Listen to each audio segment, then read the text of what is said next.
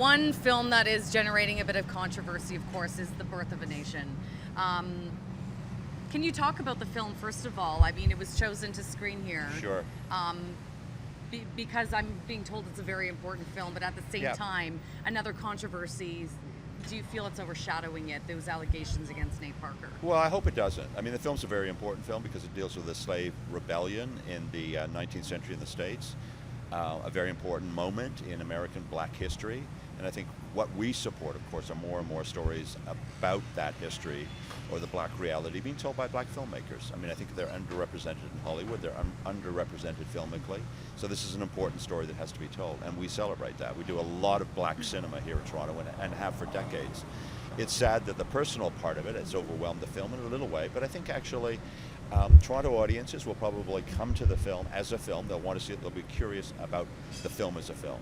And so we're hoping that, people are just going to look at it as a film, deal with it as a serious kind of subject. And there will be a Q&A after this film that Nate Parker is supposed to be here, right? He is going to be here. He is going to be here. Do you expect that to be a controversial moment where all eyes are kind of on it? Questions could be asked? I think maybe, right. At the end of the day. But I think Toronto audiences are pretty intelligent. I think they'll want to talk about the film as opposed to his personal life. The film is not about his personal life. Sometimes it's hard to separate the two. But at the end of the day, he'll do what he feels comfortable with, and answers in the way, he'll answer in the way he feels comfortable with. That's why he's gone on the record, number of interviews recently in terms of his feelings. Mm-hmm.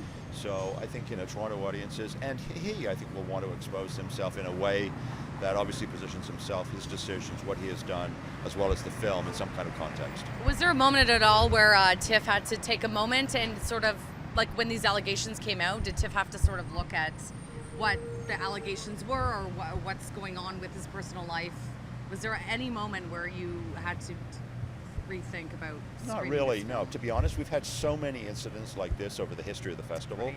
Controversial ones, very sensitive ones, stories made about real people, for instance, and the real people at the end of the day getting really upset, even though they had signed off legally in terms of their representation on screen, et cetera, et cetera. We've had demonstrations from a whole variety of groups over the years. So there's a part of you've been down this road before many times, and you hope it doesn't turn into something that's a huge thing that overwhelms the film. And ultimately, at the end of the day, it's not entirely our decision. There's a distributor out there as well, and if they had decided they didn't want the film here, we would have respected that.